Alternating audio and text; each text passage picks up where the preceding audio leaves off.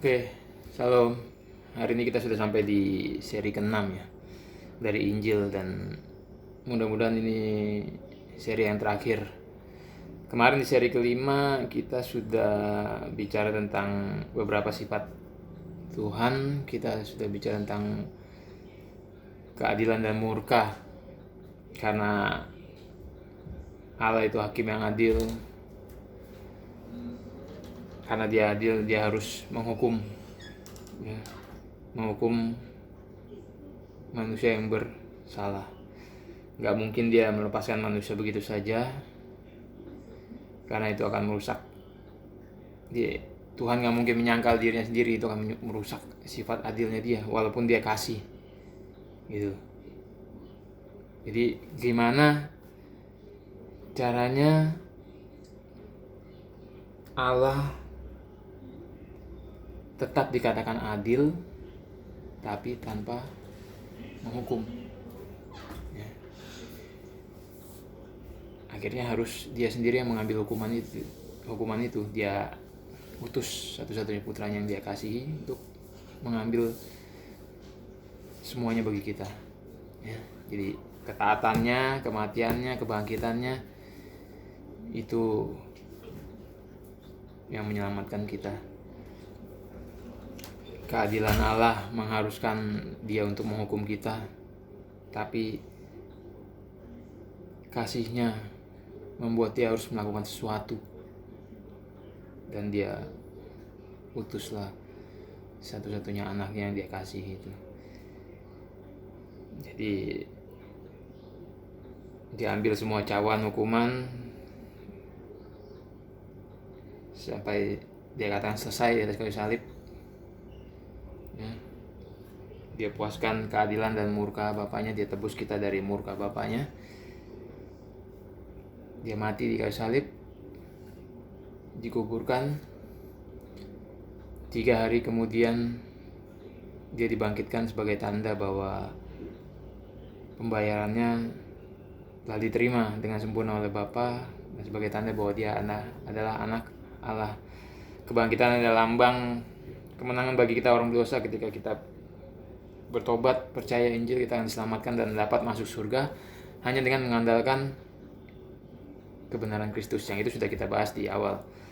Jadi kebangkitan ini sangat penting ya. Gak bisa dipisahkan dari kematian, kebangkitan. Ada kebangkitan berarti ada kematian, ada kematian dia harus bangkit. Jadi gak cuma berhenti sampai di kematian, dia harus bangkit. Ini salah satu hal yang penting, bangkit ini. Dan kalaupun ada agama lain ingin menyerang kekristenan, kebanyakan yang mereka serang itu pasti di kebangkitan ya. Mereka gak akan percaya yang disalib itu Yesus, dan mereka gak akan pernah percaya bahwa Yesus itu bangkit gitu. Di 1 Korintus 15 juga dikatakan kalau Yesus gak bangkit, kita akan jadi orang paling malang gitu ya. Makanya kita akan belajar. Jadi apa sih arti kebangkitan Yesus ini ya?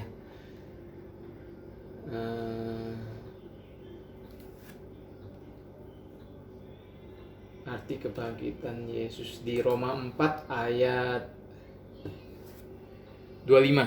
Jadi kan tadi saya katakan bahwa Yesus dibangkitkan sebagai tanda bahwa pembayaran yang dia lakukan kepada Bapa telah diterima oleh Bapa di surga dengan sempurna. Ayatnya di mana?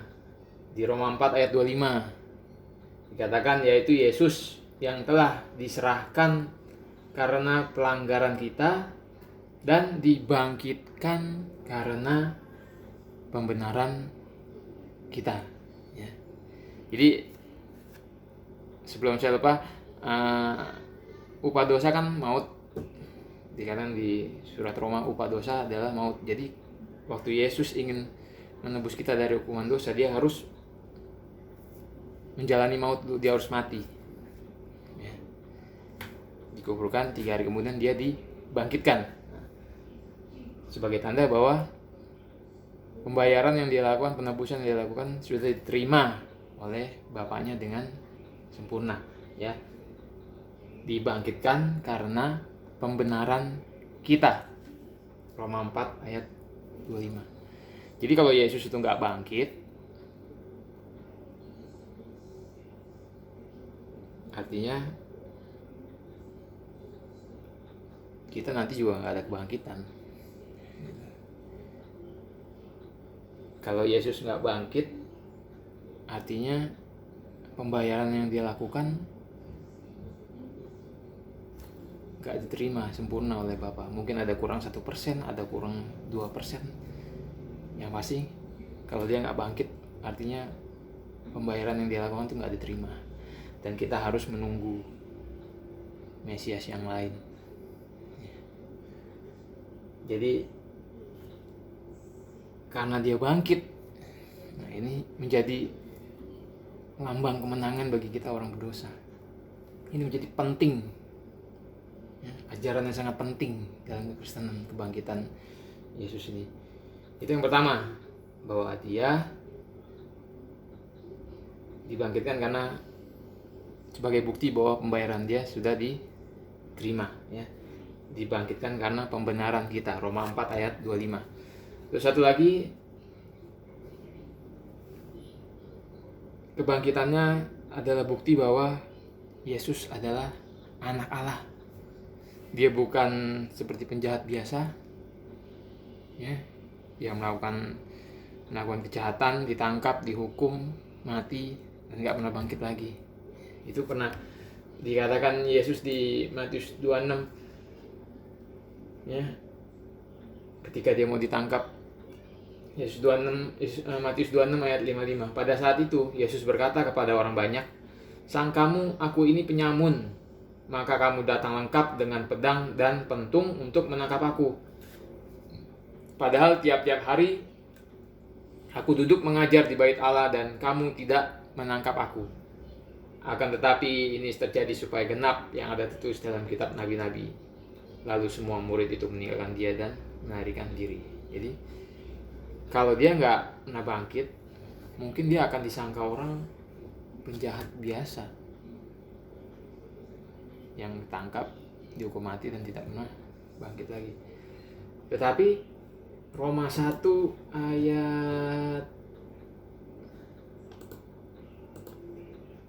4 mengatakan, "Dan menurut Roh Kekudusan dinyatakan oleh kebangkitannya dari antara orang mati bahwa ia adalah anak Allah yang berkuasa, Yesus Kristus Tuhan kita." Jadi kebangkitannya dari antara orang mati, bahwa ia adalah, ya, menurut Roh Kekudusan dinyatakan oleh kebangkitannya dari antara orang mati bahwa dia adalah anak Allah yang berkuasa, Yesus Kristus Tuhan kita. Jadi Allah Tritunggal, ya, Yesus dibangkitkan oleh Allah Tritunggal.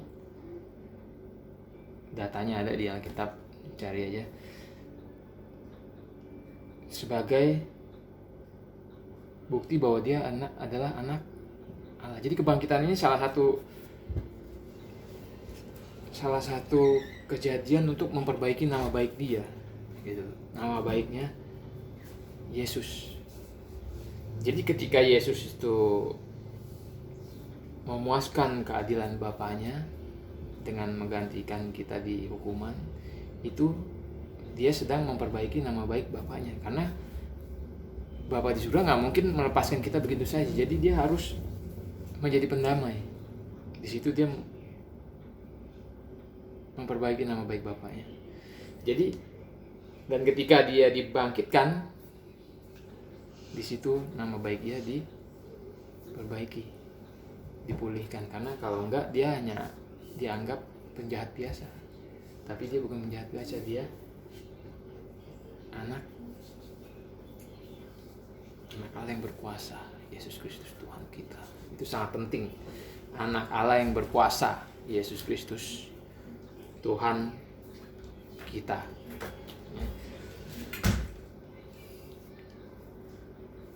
Kalau dia nggak bangkit, coba kita bayangkan, kalau dia nggak bangkit, dia bukan anak Allah, dia bukan raja, dia bukan Tuhan dari segala Tuhan, dia bukan penebus kita yang hidup, dia bukan juru selamat, dia bukan Mesias. Makanya kebangkitan ini sangat sering diserang dari agama-agama di luar Kristen. Kalau mereka bisa menyerang kebangkitan, itu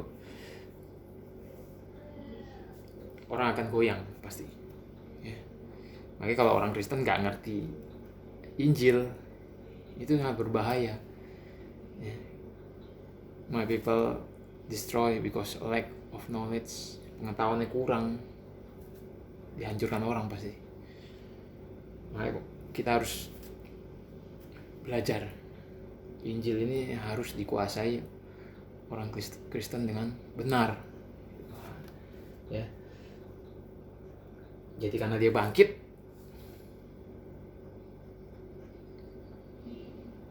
kita punya seorang pembela, kita punya penebus, kita punya juru selamat. Dia Allah, anak Allah. Dan itu menjadikan dia seorang hakim yang agung nanti. Itu ada di Kisah Para Rasul 2 ayat 34, dikatakan, sebab bukan Daud yang naik surga, malah Daud sendiri berkata, Tuhan telah berfirman kepada Tuanku, duduklah di sebelah kananku sampai ku buat musuh-musuhmu menjadi tumpuan kakimu. Kita punya hakim yang agung sekarang. Ketika 2000 tahun yang lalu, Yesus itu digantung di salib, dia disiksa, dia dihakimi oleh ciptaannya sendiri. Ya. Tapi nanti, suatu saat nanti, yakinlah ini bahwa dia akan berdiri di tengah-tengah kita. Dia akan menghakimi manusia. Semua orang percaya dan orang yang tidak percaya akan berdiri di hadapan dia dan dihakimi oleh Yesus sendiri. Jadi bayangkan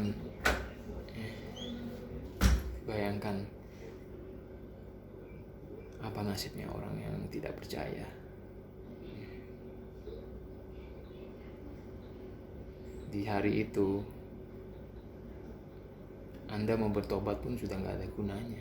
Anda mau berlutut, di Alkitab dikatakan semua lutut akan bertelut dan mengakui dia sebagai Yesus Tuhan, mengakui dia sebagai Tuhan.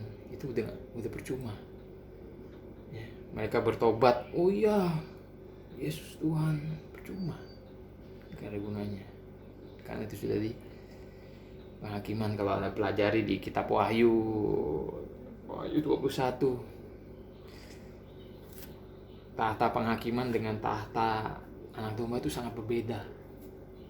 Ya, nanti kapan-kapan saya bikinkan videonya.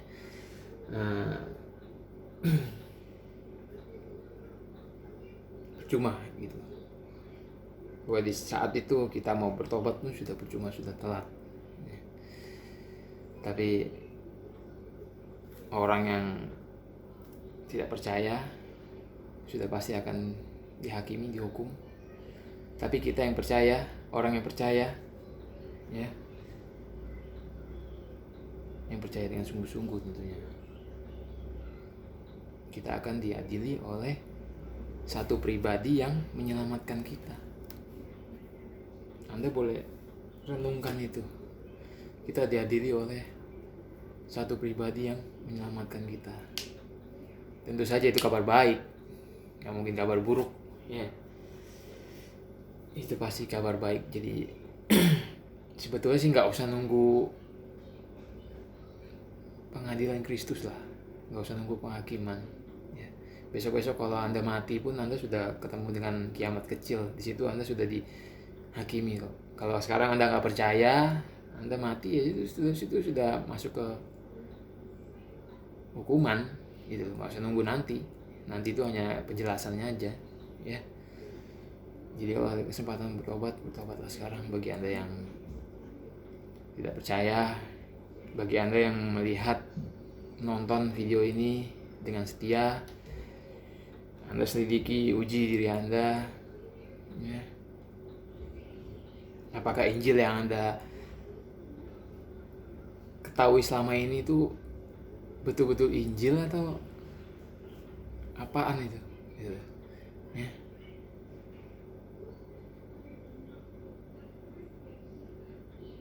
Apakah itu Anda itu benar-benar mengetahui Injil itu dari awal hingga akhir, atau hanya separuh, atau bahkan salah, atau mungkin Anda cuma modal ya dulu saya pernah ngikutin doa dari pendeta altar call, terus saya ngikutin doa, terus saya terima Yesus. Gak ada itu dasarnya di Alkitab ya.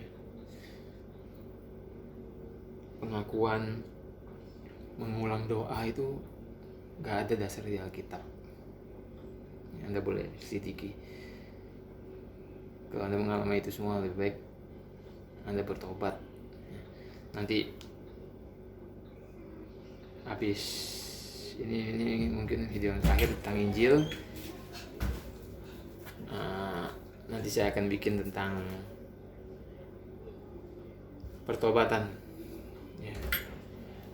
Injil, pertobatan, lalu lahir baru, dan mungkin masuk ke kasih Allah. Jadi ya itulah pesan saya.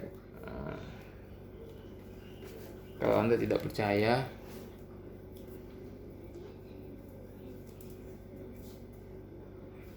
lebih baik Anda segera bertobat, percaya Injil, karena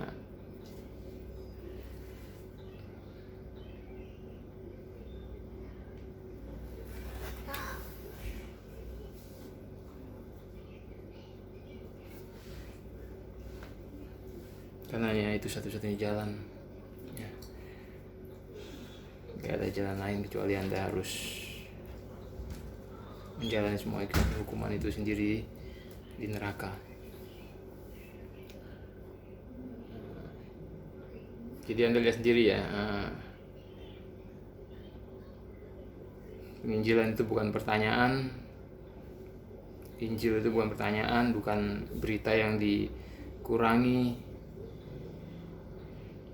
Apalagi Anda merasa pernah dibaptis pasti selamat, itu juga gak ada urusannya ya. Atau Anda merasa keturunan orang Yahudi asli, atau merasa sudah memberkati Yahudi, gak ada urusan juga ya. Keselamatan itu hanya terjadi karena pertobatan yang sungguh-sungguh, percaya pada Injil, dan mendapat konfirmasi bahwa Anda telah diselamatkan dari Tuhan itu sendiri ya, bukan dari seorang pendeta.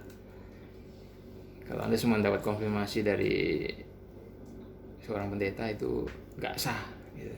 Jadi bayangkan kalau ada sekarang penginjil-penginjil yang cuma menginjil, hanya menceritakan tentang Injil hanya 5 menit sampai 10 menit, terus mengundang altar call, suruh mereka ikutin doa dan menyatakan mereka selamat. Itu penghujatan terhadap Tuhan, karena keselamatan adalah pekerjaan Tuhan sepenuhnya gitu.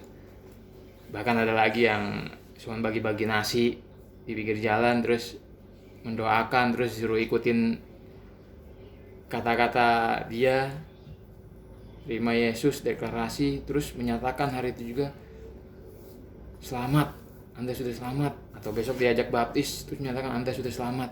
Waduh, itu parah itu ya. Itu mesti dirubah. Penginjilan seperti itu memalukan, mesti dirubah itu.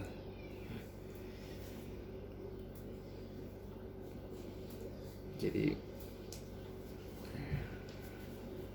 semuanya itu pekerjaan Allah. Nanti kita akan bahas tentang pertobatan supaya kita semua tahu apa itu pertobatan dan bagaimana seharusnya kita bertobat ya, supaya kita bisa menerima keselamatan. Oke, sampai jumpa besok.